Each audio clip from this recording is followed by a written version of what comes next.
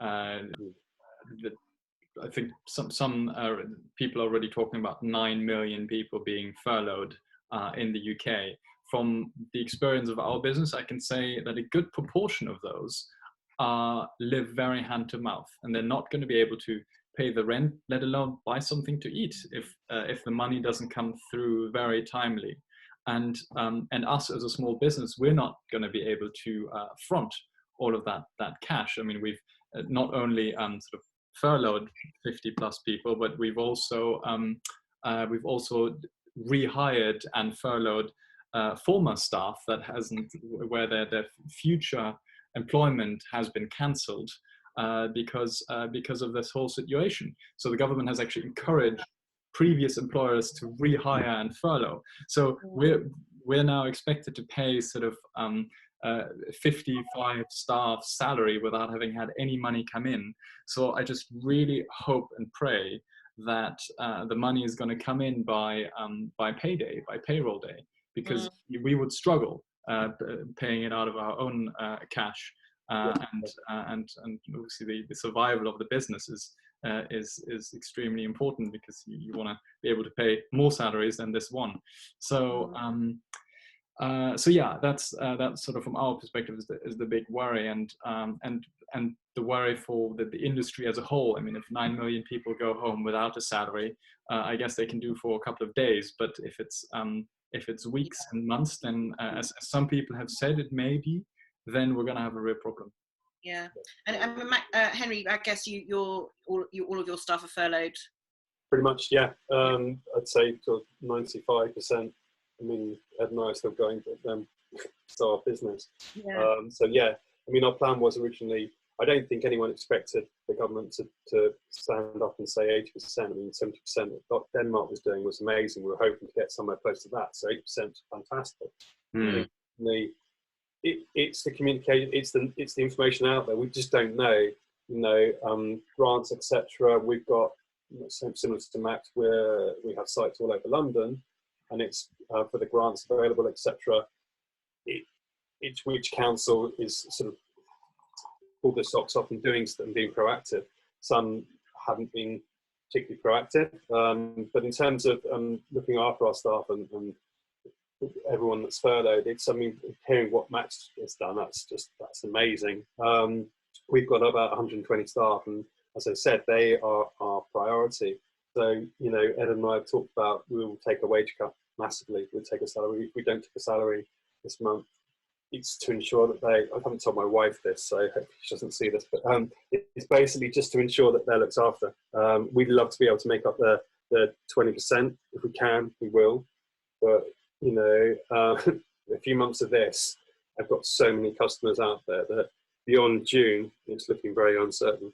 Yeah. And that's the daunting prospect. I mean, Ed sort of often says, look, I can't look beyond 2 days. And, I sort of kind of looking beyond the horizons of seeing what's there. No one knows what's going to happen. We don't know when this is going to end. No.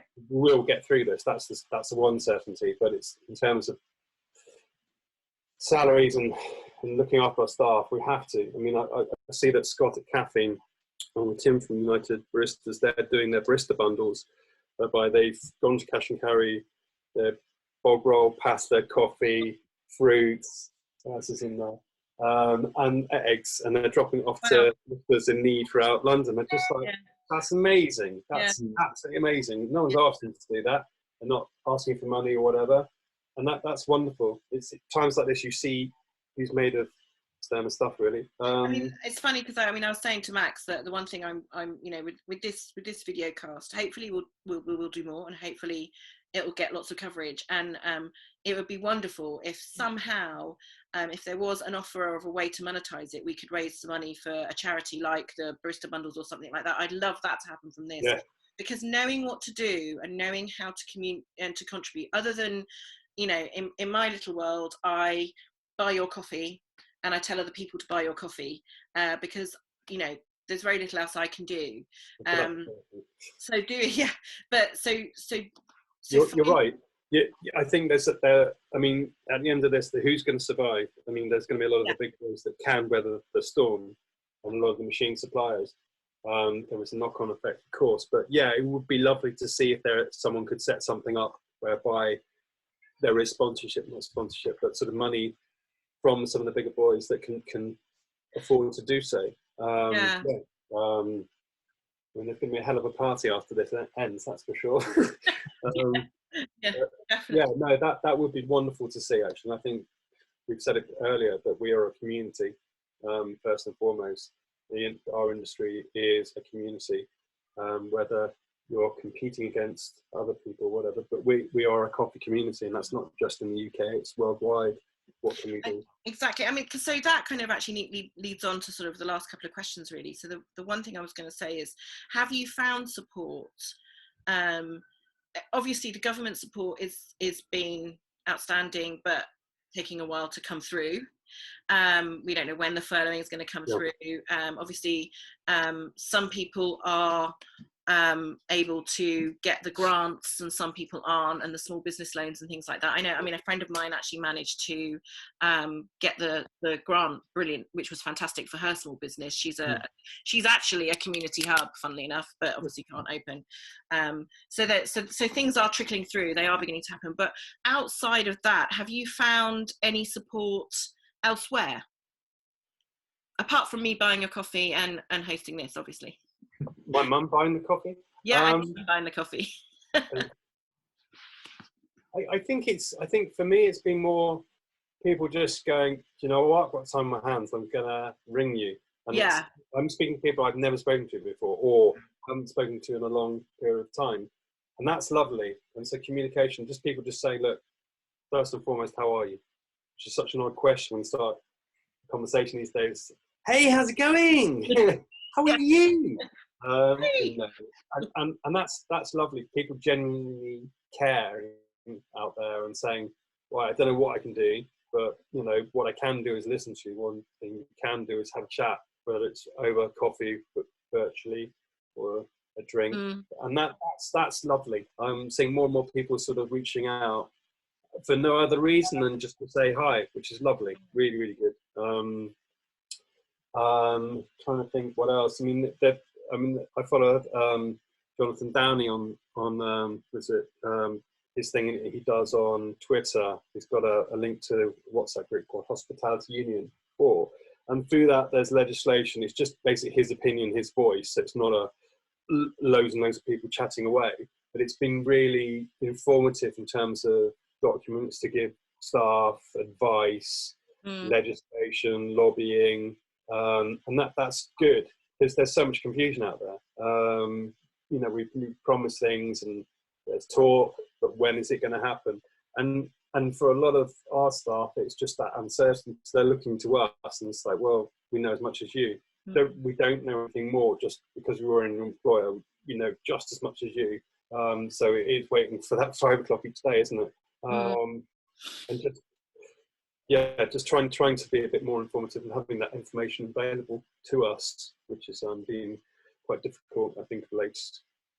Yeah, and Max, you mentioned earlier you're in the forum for the property, and I think you said to me before that you're in a couple of WhatsApp groups as well. I mean, is that is there other support out there, or is that the support that's there?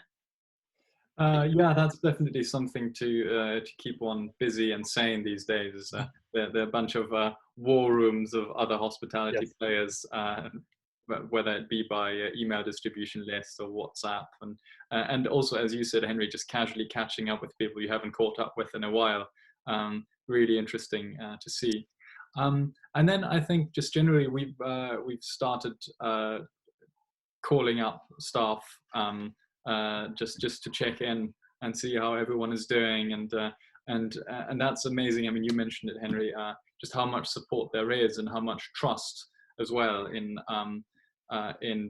us making sure that this business is going to come out all right on the other side. I mean, our baristas from the day that we closed the shops, they've been on holiday, but at the same time they realize that we're probably working doubly as hard, at least for some time, to make sure that everyone's going to have a job at the end of this. And so the messages of support we've been getting is amazing to see. And I mean, now we're pretty much all in the same boat where we're all just sitting and waiting. But yeah, no, it's that's been good. I think Sorry, go on. I think it's really important that, you know, through this, the one thing, underlying thing that we seem to be skirting around is the mental issue. That for a lot of people, it's the scare of this has been forced upon us, you know, unprecedented. No one saw this coming today, and the mental state of a lot of the people that work for us. So it is ensuring that we have that open line of communication, that people know there's someone to talk to that's going to listen to them, whether it's in our company or elsewhere, and just offering advice and just knowing we are going to get through this. But it does concern me, the mental state of many of the people in our industry, not just coffee, but hospitality and everyone, basically. And what we're going to do to combat that. There's a lot of knock-on from this. You know, there's a lot of, I see a lot of small businesses doing the call out to people who might be in abusive relationships, doing the sort of, you know, if you need anyone, you know, contact me and say that you want you know, a specific type of coffee or a specific color of nail varnish or whatever it is, and I'll know that I have to call the police. But you know, but using that kind of innocent right. Okay. Right. Yeah. Wow. So that if an abusive partner were to see the text, all they see is, have you got blue? Wow. And the person it's going to knows that, okay, I've got to call the police for this person, whoever it is. So there's a lot of that happening. I mean, you know, there's so much more going on outside of business. And so the fact that you guys can be in touch with your staff, at least you're doing your bit for your staff, right? I mean, it's funny. I can't imagine anyone thinking you're grown up, Henry, but they do think you're grown up, and they want you to. They're looking for your support, aren't they? At the end of the day, and I know, yeah. There's a compliment there, right? Somewhere? Yeah, it is. There is. People think I'm grown up too. I mean, that's completely bonkers to ever imagine that. But I think massively that this has forced us to transform for good. That it's a force for us to think differently, radically creative thinking, and just, you know, we have to be optimistic. We have to be. Yeah, I agree. So let's sort of pull this together, because there's a couple of other things that I think that we haven't touched on yet, and that is actually something that we can do in terms of preparation, and that start thinking about the exit of lockdown. We don't know when that's going to happen. I mean, sort of toyed about, sort of questioning, is there an idea about when it's going to be? But obviously they're going to announce in the next couple of days that the 3-week review mark is going to be, we're going to carry on for another 3, 6, maybe to the end of May. We don't know, could be June. If you look at China, they were 3 months before they started to even slightly exit out. But the question you can ask right now, and of yourselves, as you negotiate through the day-to-day of increased online sales and keeping in touch with staff and getting the furloughing through and everything, is how can you prepare for the exit? Do you do all 10 stores and 5 Max open at the same time, or do you stagger it, or how do you get ready to get back to normality?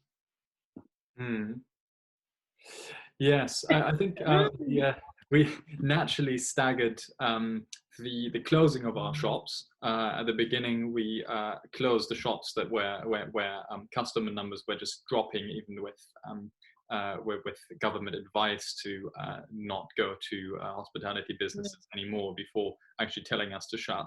And we immediately noticed some shops dropping by about 50%. So those were the first ones we closed.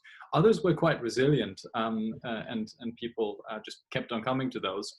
And so I think in that sense, it will be a natural curve again to open the more resilient ones first, because we can already count on ramp up being a slow one, right? I mean, people are now used to making coffee at home rather than their routine of going to the coffee shop. And a lot of people are vulnerable. They'll stay at home because they have to.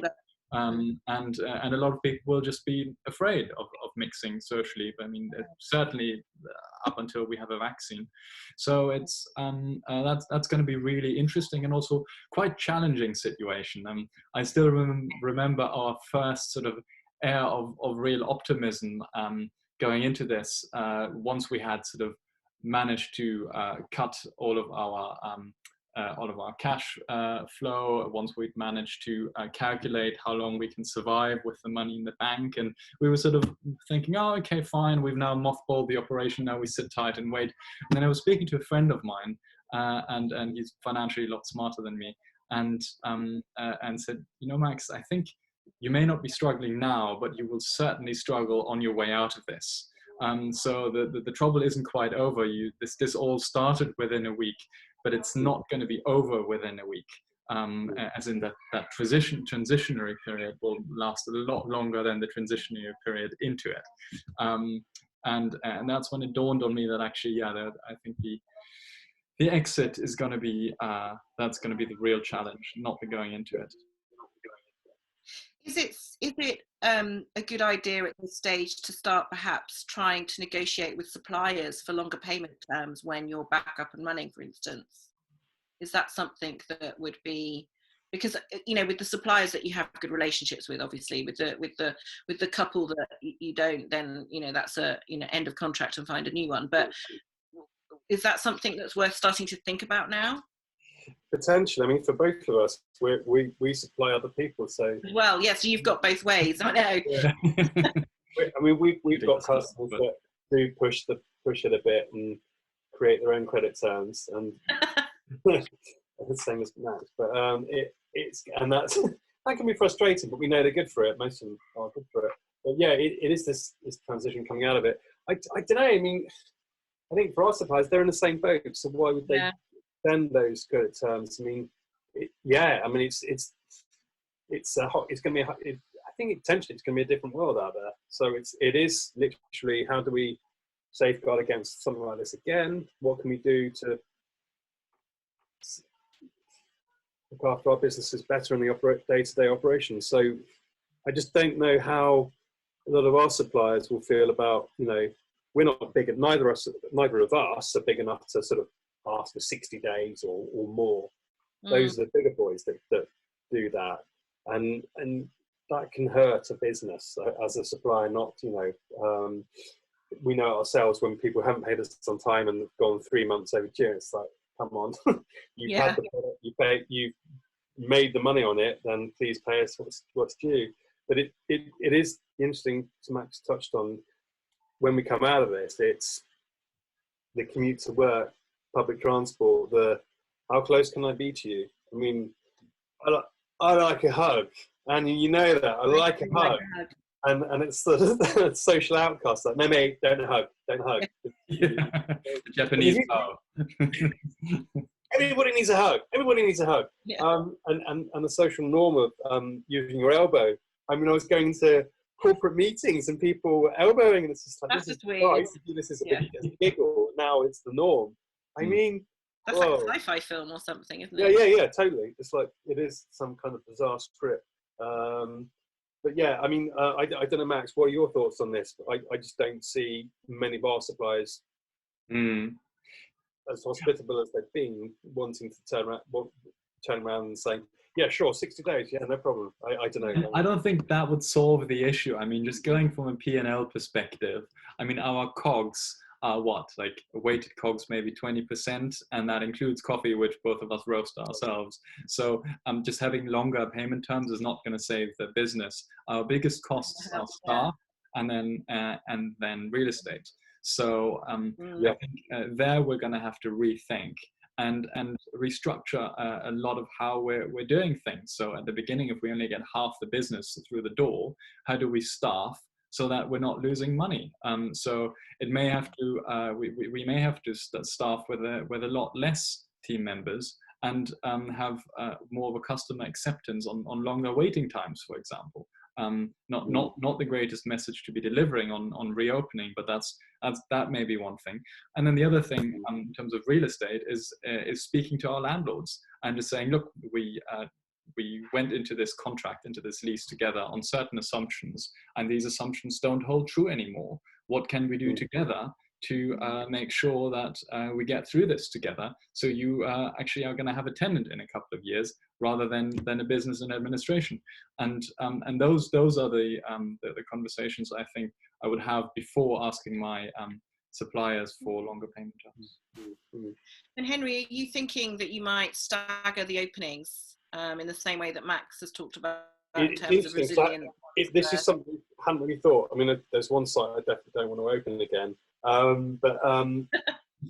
You know, for us, we were forced into dropping one site at a time. You know, after 2 attacks in Borough Market, we ensured we were open the next day at Park Street to just give free coffee out to the emergency services, etc. And we wanted to stay open for the NHS for this, but you know, can't put our staff at risk. So in terms of staggering, realistically, I'd imagine, okay, 2 of those are sort of within office development, so it might be when they choose to open, but I'd imagine we will try and open all of them relatively within days, within the same week.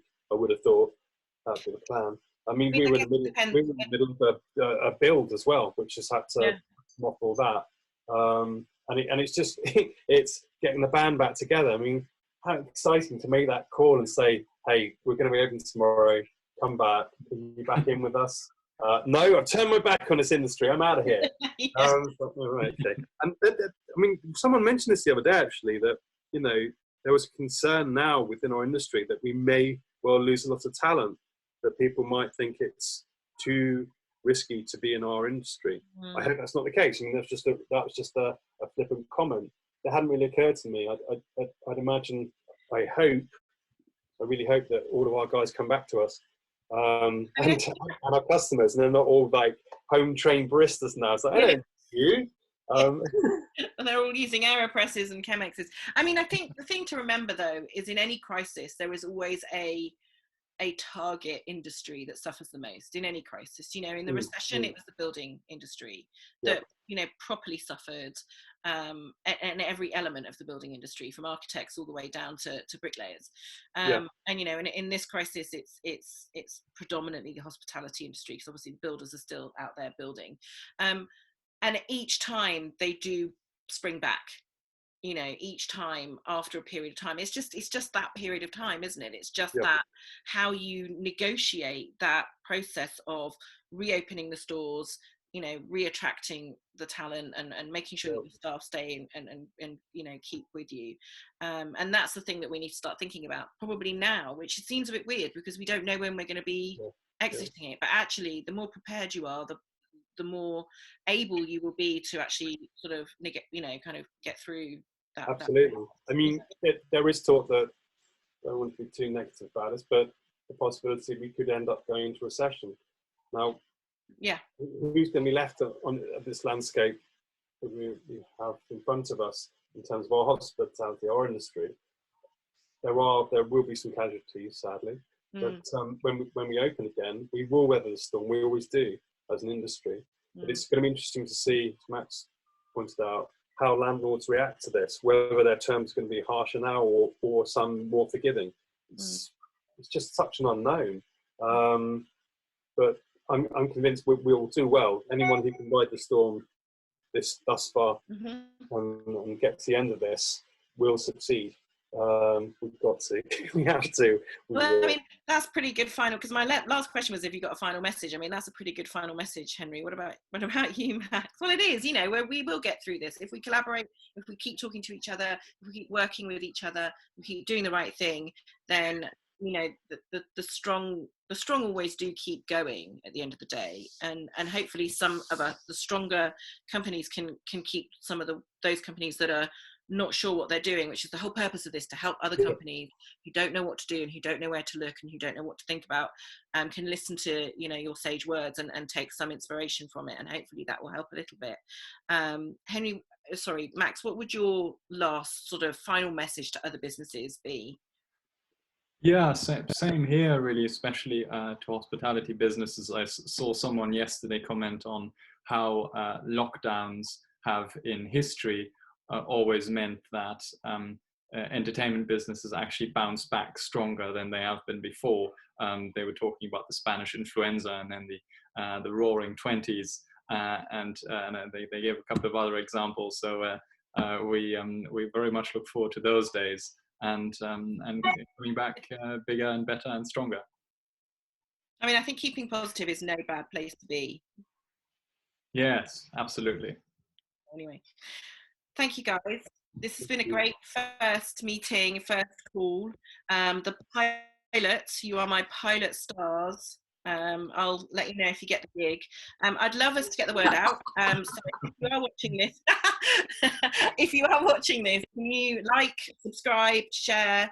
This is obviously you're watching this on YouTube, so please do whatever you can to get the message out, because pure purpose of this video cast that we've just done is for everybody in the industry who needs to hear that they're in the same boat as these two crazy guys, that they're not alone. I think Max is pretty sane, actually. I'm a nutter, but Max is very sane. Yeah, he's very sane.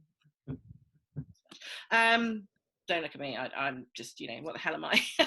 He's like the Brady Bunch. I keep saying it. I love this bit. This is what I love about Zoom. Anyway, I'm trying to end this on a nice, neat note before I finish the recording. So goodbye. Thank you. We'll have more of these conversations planned. Until then, stay safe, everyone, and thanks a lot. Thank you. Thanks, guys. I've